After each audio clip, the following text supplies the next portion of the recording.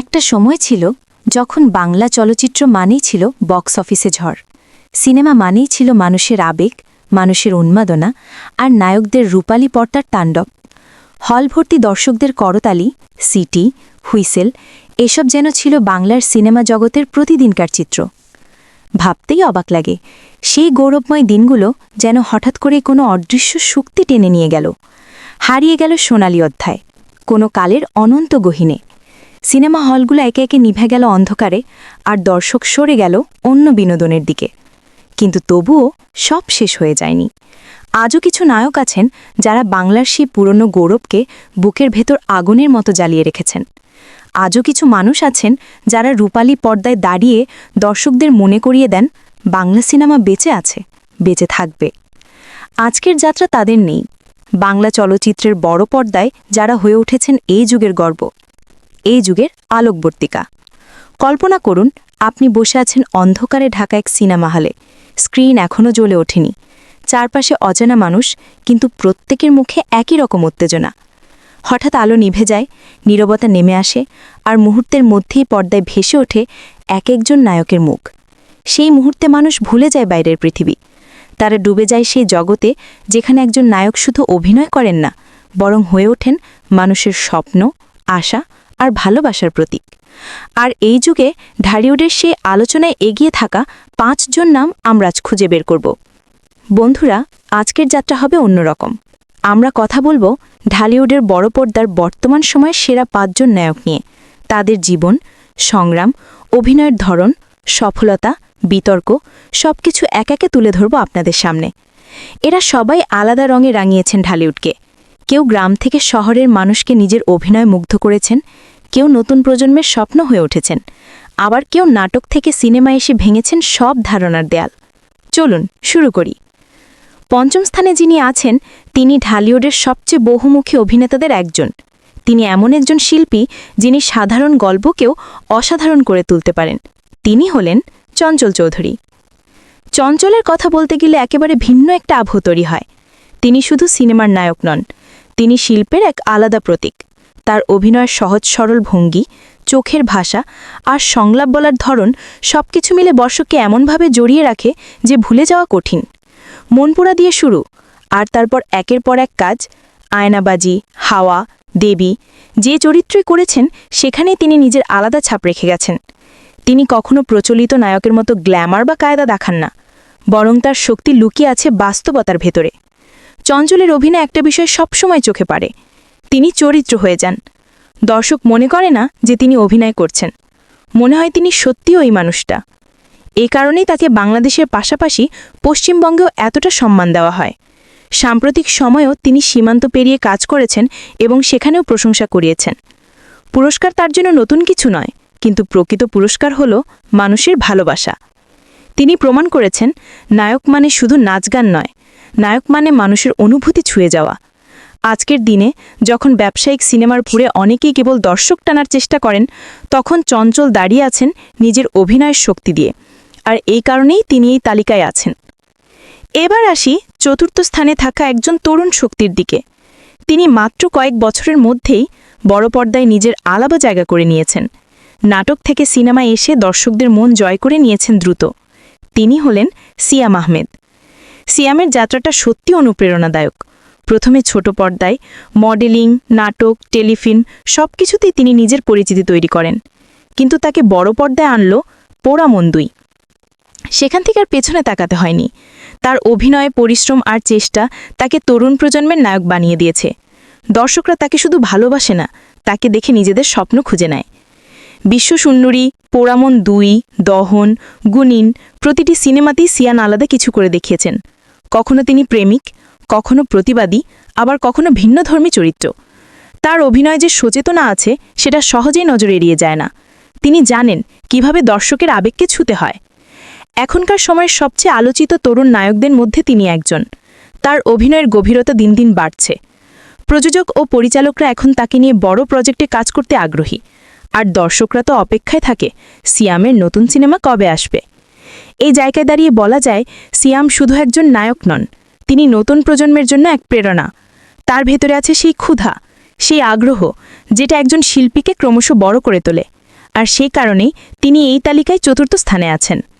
ঢালিউডের যাত্রায় এবার আমরা পৌঁছে গেছি সেই 3 নামের কাছে যাদের ছাড়া বর্তমান সিনেমা কল্পনায় কঠিন। তারা শুধু বড় পর্দায় রাজত্ব করছেন না, বরং মানুষকে নতুন করে সিনেমা হলে ফিরিয়ে আনছেন। এবার চলুন ডুবে যাই এই 3 নামের ভেতরে।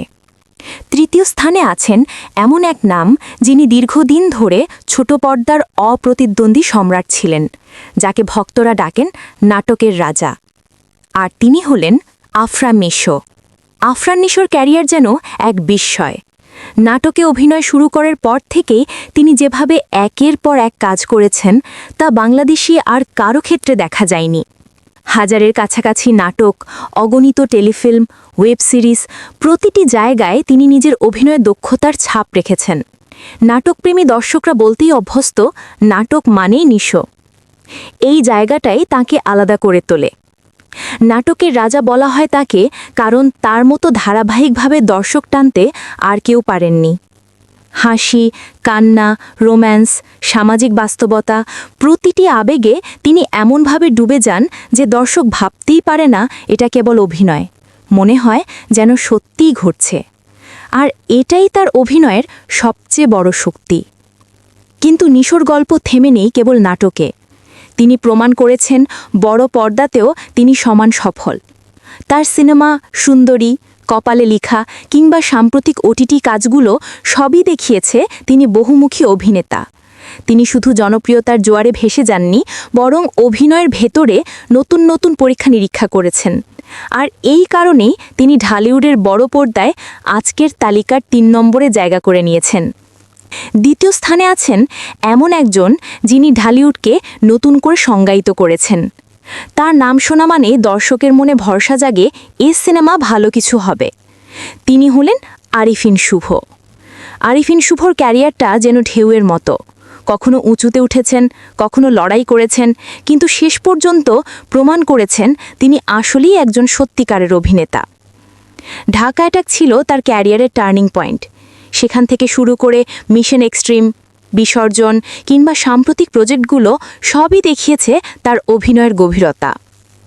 শুভ কেবল নায়ক নন, তিনি এক্সপেরিমেন্টালও। কখনো তিনি পুলিশের চরিত্রে, কখনো প্রেমিক, আবার কখনো অ্যান্টিহিরো। এই বহুমুখিতা তাকে আলাদা করেছে, আর তার অভিনয়ের পরিশ্রম স্পষ্ট বোঝা যায় প্রতিটি চরিত্রে।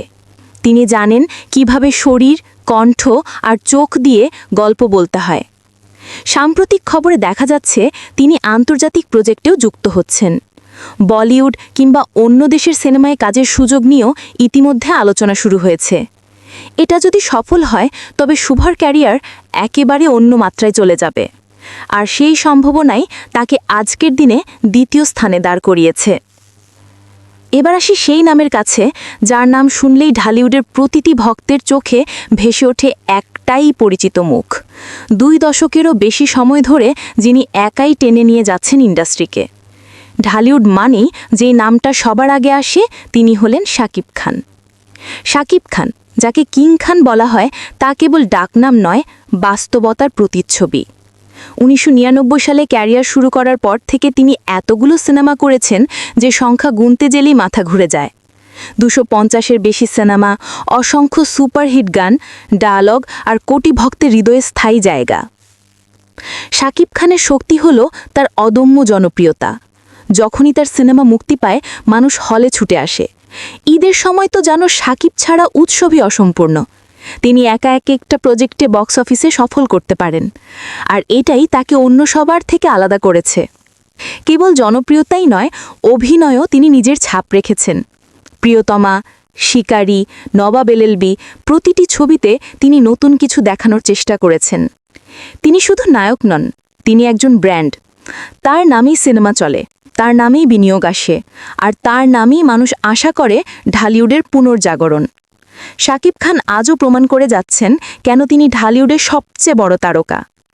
সময় যতই এগিয়েছে, নতুন নায়ক যতই এসেছে, তার অবস্থান কেউ নড়াতে পারেনি। আর এই কারণেই তিনি নিঃসন্দেহ 1 নম্বরে। এখন আমরা যখন পেছনে তাকাই তখন দেখি 5 জন আলাদা মানুষ, 5 জন আলাদা গল্প। চঞ্চলের অভিনয়ের গভীরতা, সিয়ামের তরুণ শক্তি, নিশোর নাটকের সাম্রাজ্য, শুভর বহুমুখিতা আর সাকিবের রাজত্ব সবকিছু মিলেই তৈরি হয়েছে আজকের ঢালিউড। শেষমেশ একটা কথা বলতেই হয়, নায়ক মানে শুধু একজন অভিনেতা নয়, নায়ক মানে মানুষের অনুভূতির প্রতিফলন। তাদের হাসি, কান্না, সংগ্রাম আর ভালোবাসার মধ্যেই লুকিয়ে থাকে আমাদের নিজের গল্প।